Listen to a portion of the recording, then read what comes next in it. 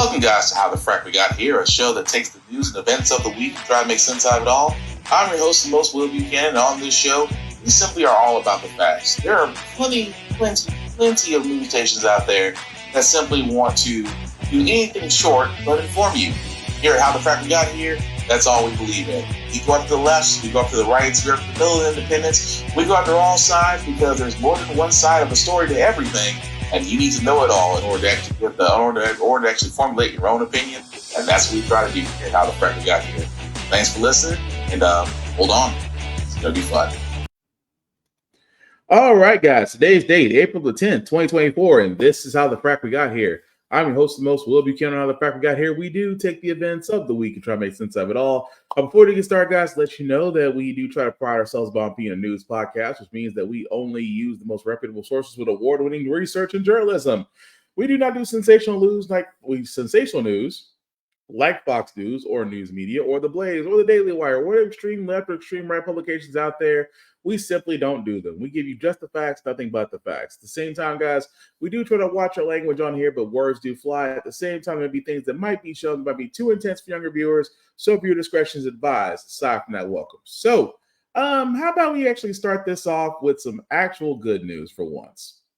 In the last hour, 6 former Mississippi officers were sentenced to 15 to 45 years in prison on state charges in the assault and torture of 2 black men.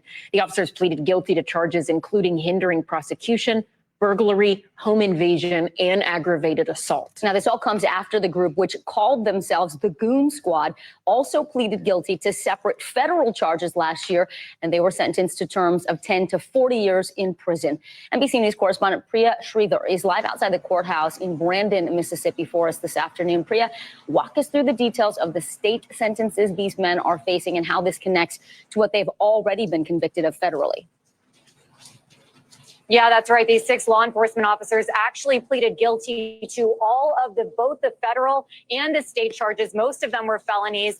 As you mentioned, home invasion, obstruction of justice, conspiracy, aggravated assault. This all stems from an incident that happened back in January of last year where a white neighbor in Rankin County called a sheriff's deputy and said that she was concerned about 2 black men who were entering a white woman's home. At that point, this deputy mobilized what they called the Goon Squad because they prided themselves on using excessive force, went to that home, entered without a search warrant, and then proceeded to brutally torture these men for a period of 90 minutes, physically, sexually, and psychologically abusing them. And once things had gotten too far, one of those 2 black men ended up shot in the mouth. The law enforcement officers realized they had to cover it all up. So they planted methamphetamine and a gun, according to court records, and actually charged the men with drug possession. But of course, since then, things have been reversed, and now these men are facing their own jail sentences. And the 2 victims in this case, Michael Jenkins and Eddie Parker, they filed a $40 million civil lawsuit against the Rankin County Sheriff's Office last year. What are you hearing from them? Have they spoken today? Have their families spoken out? Yeah, we heard from the victims and their families, and they called the sentences today monumental, especially since what the state was recommending, which was actually half of what the judge ended up imposing today. They did deliver victim impact statements inside of the courtroom through their attorney, Malik Shabazz. Let's take a listen to the words of Eddie Parker, one of those 2 victims. My life was not perfect, but it was mine.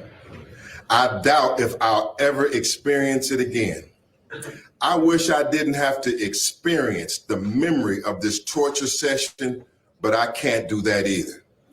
I can't erase my memories, but I will struggle to live on. And so Vicki and Ellison, now everyone from the courtroom actually moved over to the Rankin County Sheriff's Department because they're calling on the Sheriff Brian Bailey to resign. They say there are systemic problems in the Sheriff's Department and that he knew about it, and it's time for him to go. All right, and that civil lawsuit. Well, again, and I don't blame them. But yes, that's a story that we were covering since last year, to where 2 men who literally and figuratively were assaulted by overempowered police who did things that I won't even mention what they did, these men. Even one guy getting executed with a gun in his mouth, and the guy pulled the trigger, and luckily he survived. Now you got to think, if you survived all of that, and again, I kept on saying about 3 podcasts ago about these guys, like they should never see the outside of a prison. Once you have literally overstepped your authority as a law enforcement official, you have no leg to stand on. Matter of fact, your life should be forfeit, considering the fact of what these 6 officers did to these 2 black men. So again, 15 to 45 years, to me, I'm like, it should be life in prison. It should be life in prison because you're public servants that abuse your authority and you went beyond the realm of what you're supposed to do. So in my case, so if it was up to me, your life would be forfeit. But good job to those 2 black men actually suing them for $40 million. Get the money, because again, money is a small comfort. But at the same time, like I said about law enforcement, sometimes the only way to fix these things is to hit them where it hurts. For law enforcement, it's their pensions. And I said this a long time ago. If we tied paying out money to those who are victims of law enforcement malpractice and misconduct, if we tied the pension to what pays out to the victims' families, all this would stop overnight. Because now you're messing with their money. And let's be honest, whenever money's involved in something, that's really the true needle mover of all things. And I hate to say that, especially when it comes to law enforcement, because we can give them body cams. But here's the thing, they can turn off body cams. And I said it before, if they never had the ability to turn off body cams, or if I sat there and said if their body cams were malfunctioning, if they mess with them in any way, form, or faction, then whatever they're tied to is moot. They cannot use that as evidence, whether it's arrest or not.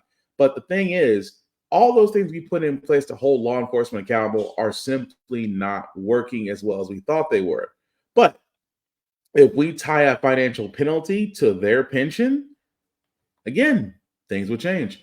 But yes, with those 2 men and those 6 men, those 6 former police officers behind bars, may they get suited up with the same people who know they're cops and let the jungle take care of itself. But yes, those 2 innocent black men, get your money. I do not blame you. Moving right along in the news, because this was actually brought up last podcast. And again, college right now, especially with kids who are graduating or kids who are individuals who are entering college, there is a problem right now with FAFSA. And what I mean by that is that right now, FAFSA, as we said last week on this podcast, is that there's an issue due to a tax code line that's causing confusion as far as some students either getting financial aid or not. And the thing about it is, with the FAFSA, they're not getting a lot of help, staffing, equipment, what have you.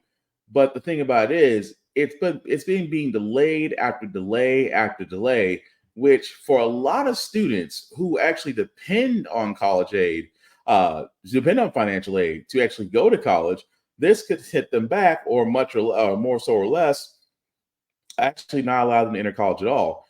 But that's the problem. Is just that when you think about all this, mind you, that college tuition is going up.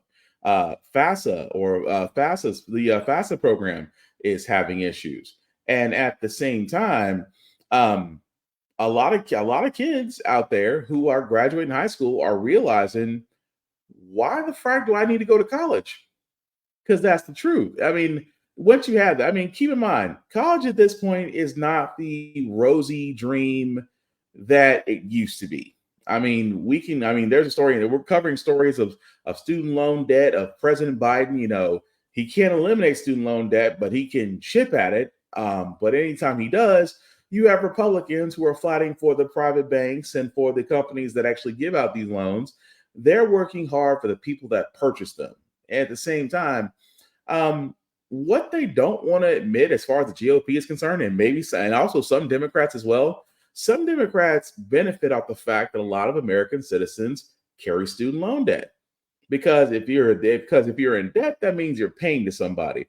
If you're no longer in debt, then there's no money they can get out of you. So it's just like renters versus homeowners. Like, for example, if you have a renter, that means that the money, you always have money to, if they want to stay there, they got to pay to stay there. Versus a homeowner, you may have them on the hook for 10 or 20 years, but after that, they own the home. They can no longer pay you after that. So there's only a finite amount of money that you get from them. So they're looking at student loan. They're looking at students who are entering college the same way, where if you cannot afford the tuition, which by the way goes up at every college and university every year, and I still ask that question, why in the world does tuition go up every year, but it's still the same education that you're getting? Your education hasn't improved. Matter of fact, it's sometimes the same professors, sometimes same syllabus, same information, but yet tuition goes up every year, making it impossible, unless you or your family is very well off, to actually allow you to go to college. So again, it doesn't help now that going back to the FAFSA program, which is about having the issues as the heyday of Obamacare once did with their healthcare marketplace when it first started and it was crashing. This is a problem that should get fixed. But as we do know, when it comes to the simple fact of actual funding, the Department of Education does not get the same funding that the Department of Defense gets. And the Department of Defense, as I will keep pointing this out, has failed every audit ever given to them, and yet their budget gets increased every time. Imagine being rewarded with more money because you cannot account for it, because we're a country that profits off of war. And that's true. Goes into our next story, where again the U.S. I should say President Joe Biden is wanting President Netanyahu, or as I like to call him, Israel's biggest welfare queen, wants to have a ceasefire. But yet Netanyahu and Biden are not looking on the best of terms right now, especially after this part. Admiral, you're not specifying what concrete steps Israel must take exactly. I gave you some a broad sense of it. We want to see more crossings opened up. We want to see more trucks getting in, particularly from Jordan. We want to see tangible steps at the mitigation of civilian harm, particularly to humanitarian aid workers, but obviously all civilians. But we want to see that they have moved forward on proper steps to deconflict with aid workers as they move around, that the information flow is viable. Sure, but that's language we've heard for weeks now. You're not talking about sort of telling us how exactly you will measure those measurable steps, right? What I said was, we're going to examine our policy approaches based on our assessment of the way the Israeli side modifies their behavior, modifies their policy and decision-making processes. And so, first of all, let's see what they say they're going to do, and then let's watch and see how they execute to what they say. And I don't want to get ahead of them on what they plan to say about the changes they're going to make, but we'll base our policy decisions based on an assessment of how they execute to their policy decisions. And you're not talking about. Ladies and gentlemen, let me introduce you to the square dance 2x2 step, because again, what he's basically saying, what they're basically saying there is that, well, President Biden wants Netanyahu to allow humanitarian trucks to Gaza due to the fighting between the Israel and Hamas war. Netanyahu has not allowed it. And yet the reporter is asking, why are we supporting Israel when they're not allowing humanitarian aid to those that are not involved in the war? Well, we've suggested some things. We are waiting on them. I don't want to speak for them. And you saw how much. And again, this is the part where I'd say, if I was conservative, I'd be hitting Biden on it, if I even care. But because, again, I'm trying to figure out, again, for a country we've been in war for almost the majority of this nation's existence, I would have to ask Biden, why are we still supporting Israel in this war? Because the simple fact of the matter is, it's starting to look a little one-sided, and it looks like we're supporting the bully. Make it make sense. That's all I'm saying. Because the simple fact of the matter, Israel is benefiting off of us, and yet I keep asking the question, why are we giving them billions of dollars in foreign aid every year? And at the same time, we're at Netanyahu's beck and call of whether or not humanitarian aid gets to Gaza's citizens. All I'm saying is make it make sense, because when I look at it, we're kind of supporting a dictator, even though we're not supposed to be supporting dictators, but I digress. Meanwhile, speaking of would-be dictators, Marjorie Taylor Greene is still on her pursuit to oust current Speaker Mike Johnson, because basically Mike Johnson did the one thing that Marjorie Taylor Greene cannot do. be an adult. Because keep in mind, the Speaker of the House, Mr. Johnson, did facilitate a deal with Democrats to avoid a government shutdown. Of course, with Marjorie Taylor Greene, Matt Gaetz, and the other confused GOP people believe that Johnson is not the person that they need him to be. So again, they're trying to remove him as Speaker of the House. It is amazing to me that whenever it comes to GOP, especially the GOP that we're about right now, because keep in mind, Kevin McCarthy, the former House Speaker, did the same thing that Mike Johnson's doing. He had to make a deal with Democrats to keep the government spending going and not shut down, to keep benefits going, because he was really in a damned if you do, damned if you don't situation. But never in the history of our Congress has a party decide to remove a House Speaker, not once, but now twice. Because again, it's Marjorie Taylor Greene, someone who gets paid for spouting nonsense, someone who gets paid just for showing up, someone who gets paid for spouting all types of false information, and is practically a Trump cheerleader at this point. And yet, I keep wondering how in the world she was elected. But again, I digress, because we'll see whether or not the GOP makes good on its threat to oust the Speaker, because this will be the first time in history that like I said before, a party has ousted not one, but two Speakers of the House, simply put, because they didn't do what they wanted them to do. Again, children. Moving right along, guys. Trump finally did give his stance on abortion. You know what? Now that he said this, I'm not surprised. And if you're wondering, yes, it's a cop-out. Right. Well, after months, I should say, not just weeks, of sidestepping this issue and not being very clear with where he stands on abortion, Donald Trump released a video statement this morning saying that he believes it should be left up to the states. He also took credit for overturning Roe versus Wade, saying that he had stacked the Supreme Court with the three conservative justices that helped do that. And that's kind of where he leaves this. And I want to just remind you, Sarah, that this is exactly what we have seen from him from months. He believes that this issue is a political loser. That's what he tells people privately and publicly. He notes that this is something that Republicans are very vulnerable on. And he recognizes the political landmine that kind of comes with this issue. I want you to just take a listen to how he phrased it in that video. My view is, now that we have abortion where everybody wanted it from a legal standpoint, the states will determine by vote or legislation or perhaps both. And whatever they decide must be the law of the land. In this case, the law of the state. Now it's up to the states to do the right thing. Like Ronald Reagan, I am strongly in favor of exceptions for rape, incest, and life of the mother. You must follow your heart of this issue, but remember, you must also win elections to restore our culture. Can you believe that bullshit? I'm like, again, this is a guy who is going to wind up winning the Republican nomination for president, and sat there and said after many days about his status on abortion, it should be left to the states. Are you really sure you want to say that? Because he calls it the law of the land. He calls it literally the law of the land, that states need to vote on this. Keep in mind what he said. States need to vote on this, on whether or not that should be legal or illegal. Now, before I play this next part of why I say that's bullshit, I will say it once and I'll say it again. It is always so weird to me that when it comes to the states, when it comes to the subject of abortion, you have pro-life and pro-birth people, or I like to call them confused, always fighting for the life of the child.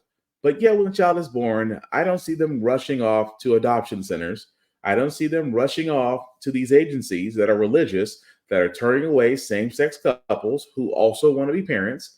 I don't see them going to Congress and saying, why do we not have more free lunch programs and daycare and after-school care for these children? I don't see them saying, why do we have more educational nutritional programs for these kids that we're fighting for? Because again, they don't care after it's born. But it's always funny that Trump sat there and said that, abortion should be led up to the states. And I keep on saying, of all things, the next story I'm about to show you explains thoroughly why that's a bad idea. New fallout this morning over a bombshell ruling in Arizona that puts in place one of the country's strictest anti-abortion laws. Overnight, the Democratic governor furious. The devastating impact of this ban that it will have on healthcare for women across the state is just unconscionable. The state Supreme Court's decision reinstating a law put in place more than a century ago, 1864, before Arizona was even a state. It makes no exceptions for rape or incest, only for the life of the mother. Once the law goes into effect, which could be in the next couple of months, doctors could face prison time up to 5 years for performing the procedure. Our state legislature and our judges in our state feel that people in the year 2024 want to go back to 1864, when slavery was legal and women didn't have the right to vote for 50 years. The state's attorney general says she has no intention of enforcing the law. No woman or doctor will be prosecuted under this draconian law. Anti-abortion advocates celebrating the ruling as a win. But President Biden calling it cruel and posting a photo of former President Trump with the caption, "Trump did this," a nod to the Supreme Court's 2022 decision overturning Roe versus Wade, a decision that for decades overruled state laws like the one in Arizona. Mr. Trump has taken credit for the justice's decision. I was proudly the person responsible for the ending of something that all legal scholars, both sides, wanted and, in fact, demanded be ended.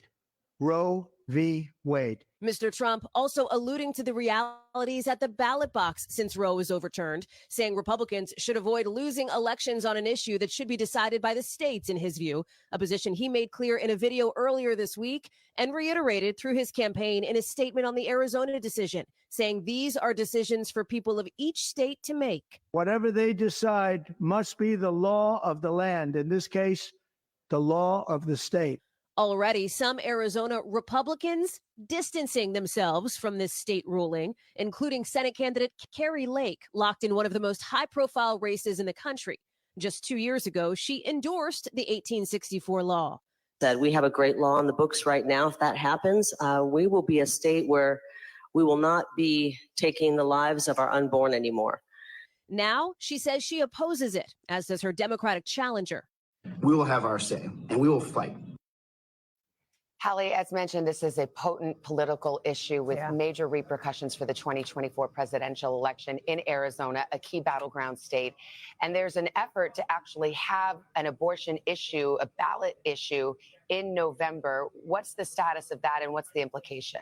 Yeah, abortion rights supporters who are organizing that push are confident that they have enough signatures now to get this issue on the ballot in Arizona come November. And it is not just Arizona, Savannah. There are 10 other states across the country where it is likely that voters will decide come November what kind of abortion access their states should have. And the political realities are such that since the midterms in 2022, when this has been on the ballot, voters have overwhelmingly chosen to provide some level of abortion access. We've seen that in polling, too, with the majority of Americans saying that that is something that they support. This is why this is a tricky issue for Republicans to walk right now. We saw some in the GOP trying to thread that needle, even on reproductive rights when the Alabama IVF issue came up, for example. Keep in mind, the Democrats are going to make this front and center. They're going to try to highlight this from now through November. We've talked about, for example, that new ad out from the Biden campaign, that emotional abortion ad going after Donald Trump. A Biden senior campaign advisor tells me overnight that since this Arizona court ruling came out just yesterday, they have decided to spend what they call significantly more money on that ad in the state of Arizona, Savannah, which is a real indication of how the Biden team, how Democrats are hoping to press this issue from now until November. And the vice president.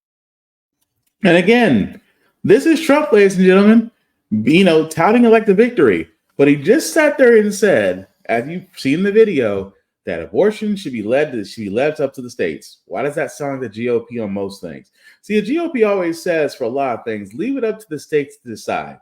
But if they want something that is basically their way and is going to force it down the throats of everybody else, they'll sit there and say, well, it has to be done, which again is bullshit. It really and truly is bullshit. At the same time, guys, this is why I keep saying the whole entire time that you should always pay attention to what they're trying to force through. Because again, it is abortion. Yes, the Democrats could have turned around and codified it when they had the chance. Again, they also could have packed the Supreme Court to oppose the current judges that Trump ramrodded through to basically make the Supreme Court a conservative-leaning court. But keep in mind, this is the same guy that turned around and sat there and said, you know what? I am proud that Roe versus Wade was overturned, even though legal scholars on both sides did not want that. And he's also, again, I'm kind of curious to see what he says about Arizona, because Arizona is doing exactly what he said they would do, except Arizona is going back to 1864, where abortion was just banned and there are no exceptions.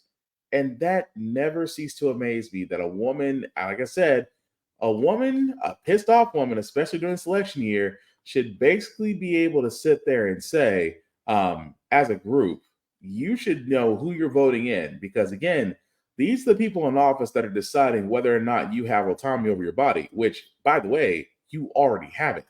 Because again, if this was guys, there'd be riots in the streets. That's all I'm saying.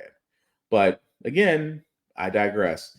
But moving right along, guys, I want to announce Biden's new plan. Again, because Biden cannot cancel student loan debt, although he really could. He's making headway. What does that basically mean?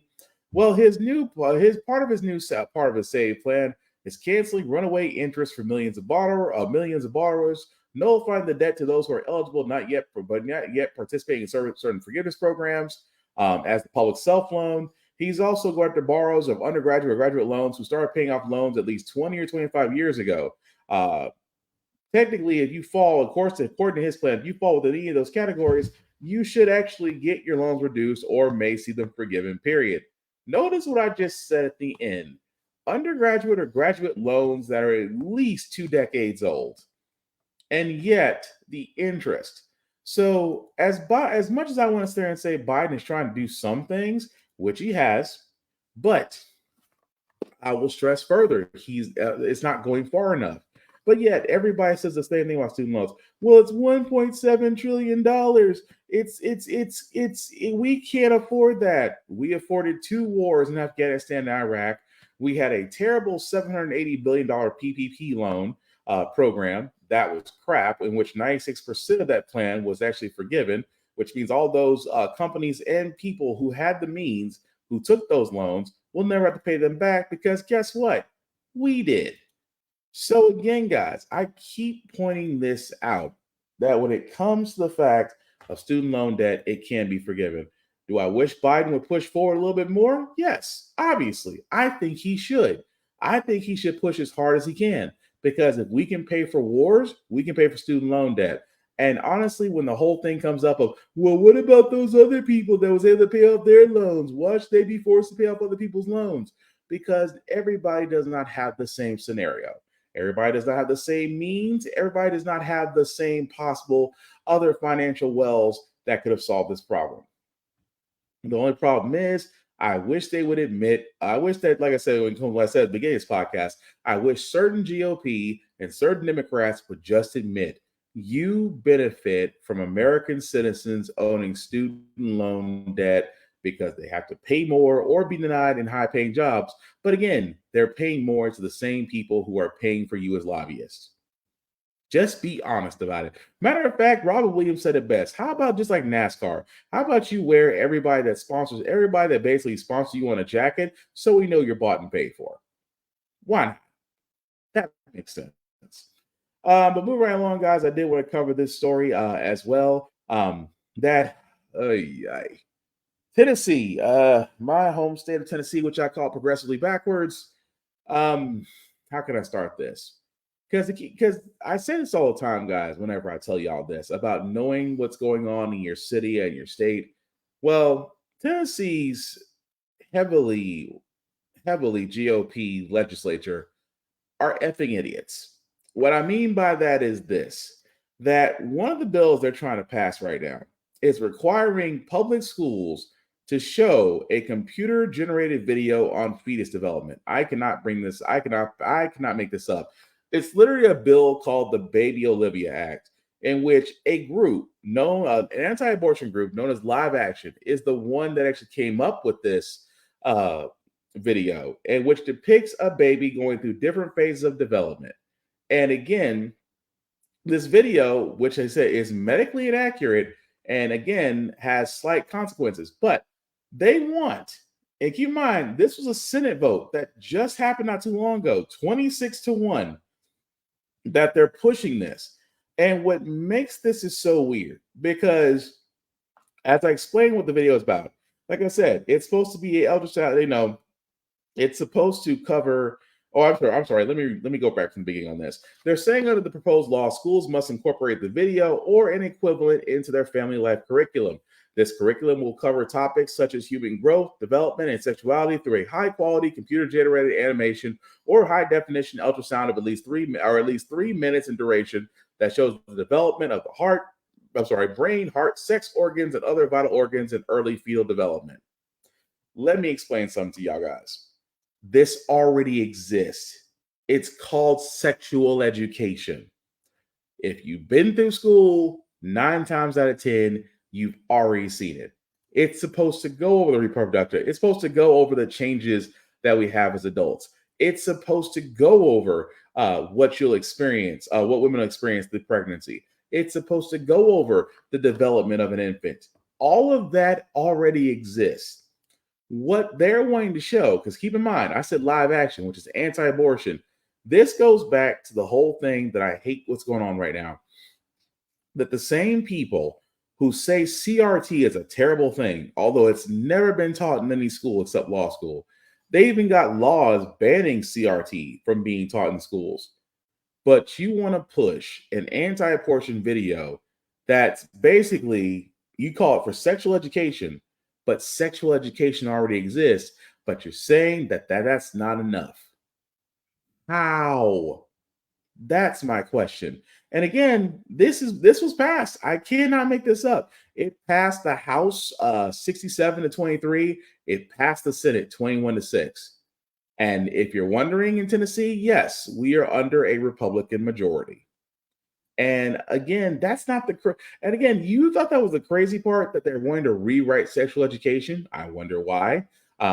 Because again, these are the people this comes from the party of family values and uppity morality. But that's not the only thing that they try to push through, which is crazy. That Tennessee lawmakers, and we talked about this last year, about them pushing a bill that allows the ability to openly carry, especially long rifles, to lowering the age of open carry permits from 21 to 18 in Tennessee, where just last year we had a shooting at a school by an individual that had a long gun. And now Tennessee's answer to that is whenever it comes to gun safety, or whenever it is as far as how we're going to ensure that it is not going to happen, or how we can curb that type of violence, Tennessee has decided that we're going to lower the age. And that, my friends, is dangerous. Like, again, I'm a gun owner. I will say it best. I am a firearms owner. And yet I'm against it. An 18-year-old can do a lot of things. I do not believe that without sufficient training, supervision, and things of that nature, I'm sorry, I just don't see them owning a firearm, nor should they. I believe the respectable age of 21 is about as good as it gets, but does it need to be lowered? Hell no, it doesn't. At the same time, if that's the case, you're telling me a kid can vote. You're telling me an 18-year-old can vote, but now they can openly carry a gun. They can't drink, because 21 and whatnot. I mean, this is also the same state that decides that on Easter Sunday you can't buy wine, but you can buy beer. So this is why I keep on telling you guys. Just off those 2 instances alone, I use my progressively backward state of Tennessee as an example. Guys, you have to be active, especially about who you put forward, who you vote for to be in your city or state legislature, because if they do dumb stuff like us, and I know Florida, Texas, Georgia, Mississippi, North Carolina, South Carolina, I know that is the competition of the hold my beer belt. And I know right now Florida's winning, but at the same time, I heavily stress this is why you should get involved with your city and with your state, because if they push through dumb stuff like this and they do so because they've been voted in, that alone screams volumes. But as we're getting closer, like I said, guys, not a lot of news this week. So again, Trump is doing his hardest, as usual, to duck, dive, and dodge court dates. Why? Because he's hoping the ball will run out as he gets on the campaign trail. But thankfully, some judges ain't having it. All right, moments ago, a lot happened in this hour, folks. An appellate judge denying Donald Trump's latest attempt to delay his hush money trial. The second time that's happened in less than 24 hours. In both of these cases, Trump wanted the trial put on hold while courts considered various motions. On Monday, it was his attempt to get the trial moved out of Manhattan. Today, it was his challenge to Judge Juan Merchan's gag order, which Trump had claimed undercuts his First Amendment rights. I want to bring in Ashley Parker, Washington Post senior national political correspondent and an MSNBC political analyst. NBC's Vaughn Hilliard is here with me on set, along with MSNBC's Lisa Rubin, who's back with me as well. Lisa, start us off, if you will. Give us the latest on this. So the latest on this, Yasmin, this is the second of two attempts, as you noted, to delay the Monday start of the hush money trial. Today, what was on the table was, as Trump is appealing Judge Juan Merchan's gag order, as expanded to include the judge's family and the DA's family now. He's saying that's unconstitutional, and the trial itself should be put on hold while the appeal of that issue is being litigated. Now, I also want to point out to you, this is no ordinary appeal. Usually a gag order couldn't be appealed until the end of a case when a defendant is convicted. So what they have done here is to sue the judge directly under a particular provision of New York law, where the standard for overturning the judge's action or any action by a state or local government is much higher than it would be for an ordinary appeal. I don't expect them to win on the merits, but on Monday, they get a second crack at a stay. Rather than being in front of one judge on an emergency request for a stay, they'll get to present these arguments to a 5-judge panel on the same day jury selection is slated to begin. Yeah, so let's get this split screen straight, right? So you have jury selection beginning on Monday, in which we will all be outside the courthouse. You also have this 5-judge appellate panel, which will be hearing this from Donald Trump's attorneys.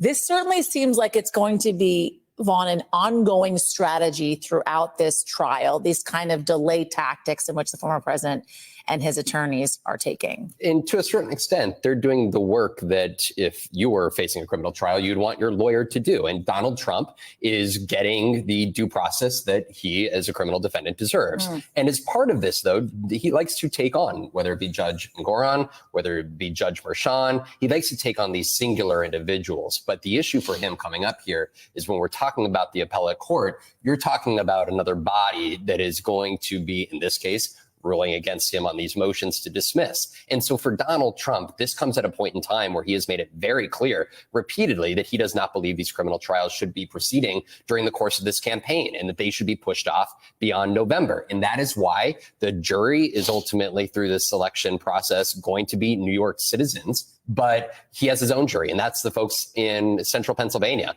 at a campaign rally on Saturday that he is going to try to win over from the podium at a time in which he does not, and he is evoking a lack of trust in the justice system, but he's going to try to win within the political system. In the Trump civil fraud trial, there were also kind of these similar to delay tactics taken, especially when it came to the gag order that was put into place by Judge Goran. It didn't work. It didn't. In that case, the trial went on. The trial was already underway when Judge Goran entered his gag order. He did succeed, he meaning former President Trump, in getting a 2-week temporarily pause of that gag order during which it was not in effect. But ultimately, it was reinstated by an appeals court. And on the merits, they found that Judge Goran did nothing wrong, that the gag order was entirely within his rights and constitutional. I expect we'll see the. So again, I love the fact that a judge ain't having it. Because again, Trump is doing his hardest. Keep in mind, he's trying to beat the clock. But there's another problem that Trump also has, and I still find it funny. So you guys actually remember the bond that was put up by Knight Securities? The same group that just came out of nowhere that signed on to Trump's $175 million bond after an appeals court said that a $454 million judgment is a little too extreme. So they lowered the bond to where Trump, who has apparently buku bucks of money, had to wait until he found someone to sign the cosign on that, to find someone to actually carry the bond for him. Well, there's a little bit of a problem with that.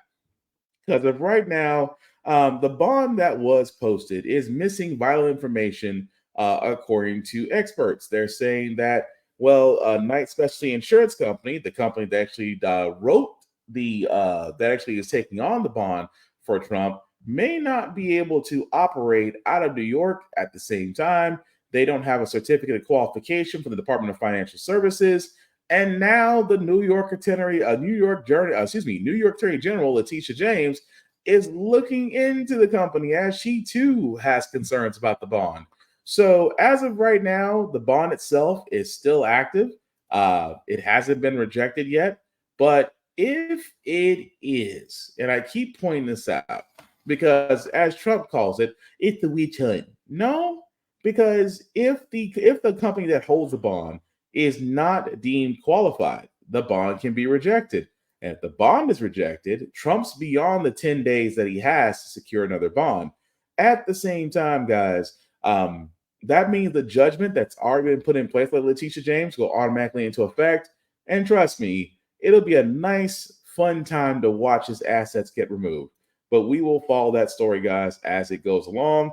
Because again, the bond itself by Knight Securities is being looked into. Although it did have a history of subprime loans, but again, some questionable practices that have been put into place. But we'll follow that story as it goes along. The last story I got, guys, before we get to our feel-good segment of the night, imagine an officer basically plates evidence on you, right? I mean, we've heard the stories. People of color, so including myself, have always been under the impression that, we don't trust law enforcement. Why? Because you're not sure if you can make it home for a traffic stop, but you're also worried of whether or not they would plant evidence on you to catch a charge. Well, it happened in Tallahassee where an officer may have caused a person's DUI charge. And, well, look at the video first and you be the judge. Riley. He's being stopped by the Tallahassee Police Department on South Monroe. Hello, sir. I'm Officer Oliver with Tallahassee Police Department. She'll plant evidence of an empty liquor bottle in Riley's car before arresting him for an alleged DUI. And then you're also going to hear her testimony at some depositions during the criminal case questioning. And I sat through the whole thing and pulled out the important parts so that you don't have to. An open liquor bottle found inside the car within reach of the driver would be big evidence for a DUI, right? Correct. And you told Officer Ramuth that the bottle was open? I don't remember my exact phrasing. He had a bunch of alcohol stashed in there, but Nothing open there yet. yeah, open. Oh, okay. Yeah. But I know that from seeing her report, she said it was opened. And she would only know that from you? Correct. And has that always been your testimony? No. But now you know that you did unseal it? Yes, watching my body camera.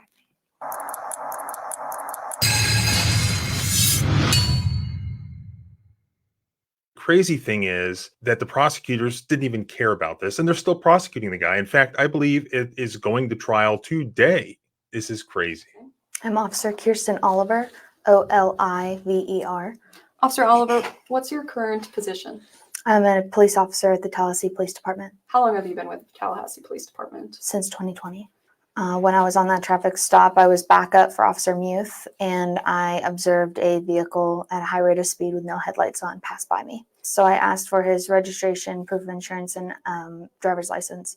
And while he was searching for any of those documents, it was fumbling. He looked in his center console, did not pull anything out, just stared into it. He pulled his visor down and papers were dropping, and he was trying to grab the papers out of the visor. He just seemed confused. I believed at the time it possibly smelled like alcohol. Riley's license is suspended, and officers decide to arrest Riley on a first offense for his suspended license. Would you be willing to do some voluntary field sobriety exercises?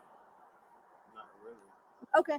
Here, go ahead and step out of the vehicle. So once he gave me his information and the piece of paper with his name on it, I went back to my patrol vehicle and looked into law enforcement resources, and I was able to confirm his identity with his the information that he gave me. I learned that his license was suspended. just go ahead and face the corner of the car for us. Your license is After suspended, detaining so Riley, we're gonna- they ask him if he smoked any marijuana. Maybe they learned this at some sort of training conference, but it seems like there's just so many videos of cops pulling over some black guy and saying, I smell marijuana. Many of those videos, like this one, they end up searching the car, and guess what? They don't find any marijuana. Cops also like to smell alcohol. Here, while they did find alcohol, the only alcohol they were able to prove existed was sealed unopened. Therefore, how did she smell it?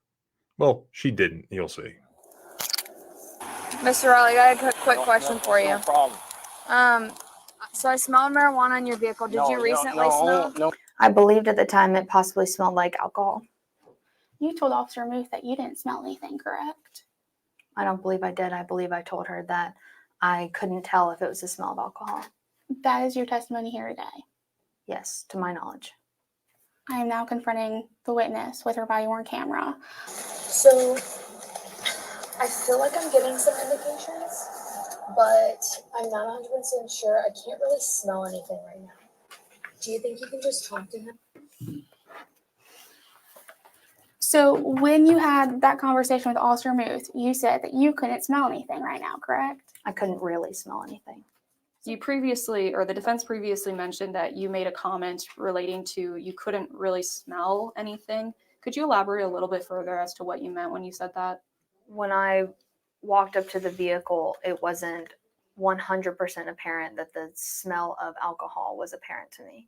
I wanted another officer's opinion. Once he's arrested for driving with a suspended license, they can search his car. I entered the vehicle through the open door and I searched multiple cavities in the front seat and the back seat. Did you find anything in the vehicle of particular importance to your investigation? Yes, I found a insulated cup that obtained liquid and in the center console in the cup holder, and I also obtained a liquor bottle from the seat cover pouch where the knees would go inside the vehicle in the driver's seat. It was a bottle of yellowish liquid labeled vodka. Officer Oliver leaves the car, does a 360, and then goes back in the car, retrieving a sealed liquor bottle and pours it out. That was the sound of the seal on the liquor bottle breaking.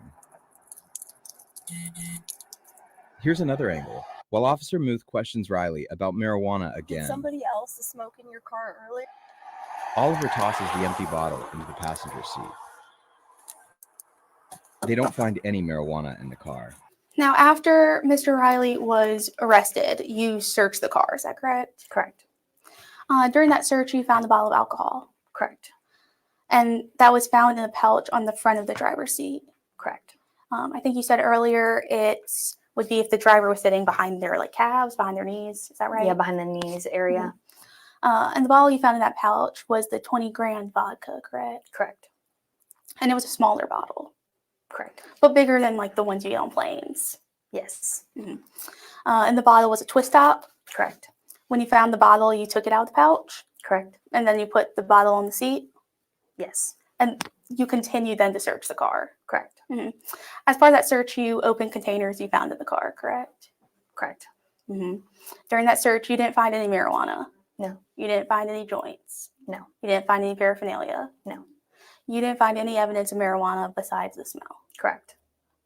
Before finishing the search, you went back to that 20 grand bottle that you left on the driver's seat. Correct. Mm-hmm. And you picked up that bottle? Yes. You opened that bottle. Correct. That bottle was sealed before you opened it. Yes. And so you twisted the top of the bottle. Yes. And you broke the seal. Correct. And after you opened it, you dumped out the contents. Correct. You dumped it onto the road. Correct. Then you put the top back on the bottle. Yes. Then you put the bottle back into the car. Yes. You threw it on the passenger side. Yes.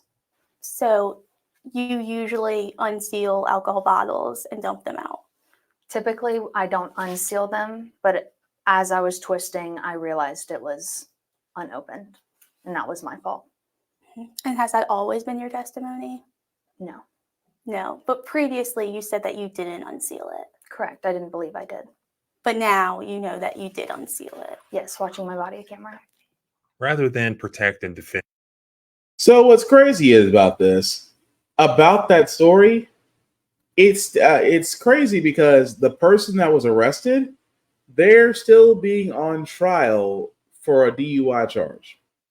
Keep in mind, the officer that was just interviewed, whose body cam literally showed a sealed bottle of alcohol to which she opened and poured out.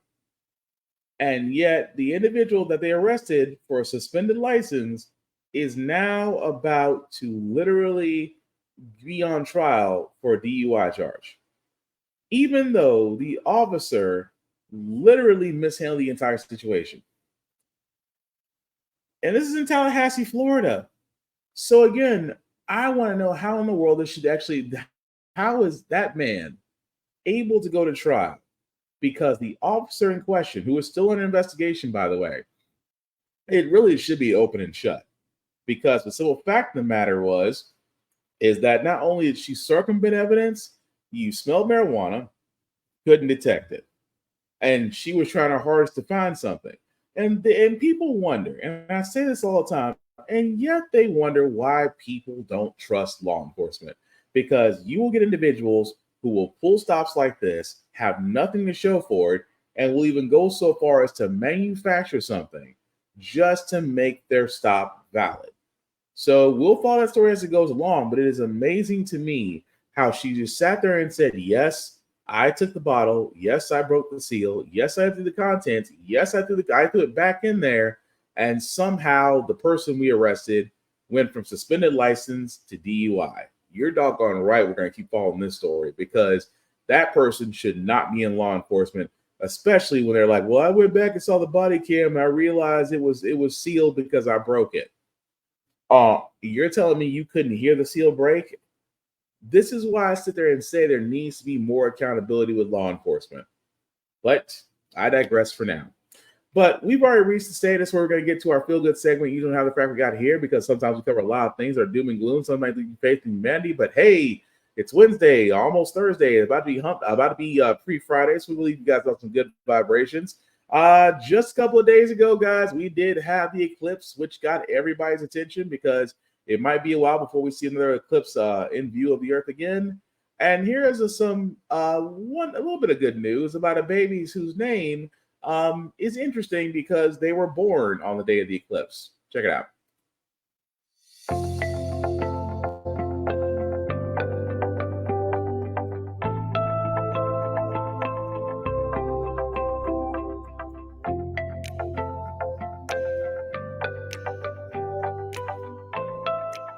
Definitely wanted them to have a unique name together and share that experience together. So I was like, I have my moon and now I have my sun. So I was just really excited about the name.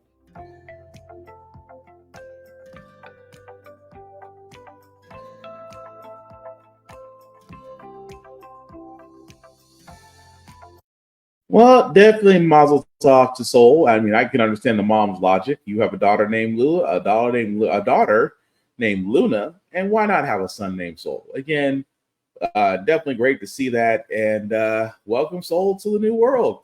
Definitely got a wonderful name. I'll put that much. But anyway, that's going to do it for this podcast, guys. We thank you all for liking, for watching, for letting me know it's live. I certainly appreciate that. Some shameless plugging, guys, before we do get out of here.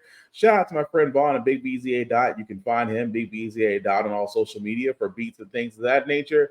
Definitely, guys, check out BlurStation.com. As I keep pointing this out, it is the Netflix, it is the Amazon Prime, it is the Hulu that we've always wanted, that is for us as we are building the table. Definitely check it out, guys. You can join now for $10.99 a month. After 36 months, you do have the ability to own a piece of Blur Station. So definitely check it out. As far as yours truly, guys, you can find me, Black Spartan, Black_Spartan 615 on all socials, as I usually do reviews on everything, including gym stuff, because I like to keep in shape. Outside of that, guys, the link at the bottom, make that a little bit bigger for you guys. See if you copy and paste that link into your browser, will take you to my link tree. There's YouTube and Facebook groups for all of our podcasts. How the Frack We Got Here, get bit off of this podcast. Like, share, subscribe, hit the notifications. Simply put, folks, we cannot do this without you. Outside of that, guys, I do want to sit there and say, as we are coming up, this is a voting season, a very popular one, a very important one. not just for the federal side of things, but also for the local side of things. Like Killer Mike said, get to know who's going to be your judge. Get to know who's going to be your attorney general. Get to know who's going to be your mayor. Of all these important positions in your city and state, get to know these people, because guess what? There is a reason why they keep getting elected. And if it's not representing your values, then again, find those that are, or there's plenty of sites out there that can help you run for your city and state if you so choose to. But with that being said, guys, last thing I'll say about how the Frack We Got Here, it's all about staying informed. We are not trying to reinvent the wheel. We are simply giving you all the information, allow you to make up your own mind, but we do provide a logical perspective that goes along with it. We do better when we're progressive. We move forward. We try to right the wrongs of our past by making decisions now that we should have done back then, like electing our first Black woman Supreme Court, electing our first Black woman to the Federal Board of Governors, electing our first Black woman as a National Cybersecurity Director. All great things. When we don't learn from history, that's when we are doomed to repeat it. That's when we keep asking ourselves, why does everything go up at our paycheck? Why are we electing different politicians but still the same old game in Congress? And most importantly, how the Frack We Got Here. Thank you all for watching, guys. Take care of yourselves and each other, and we'll all get through this. Peace.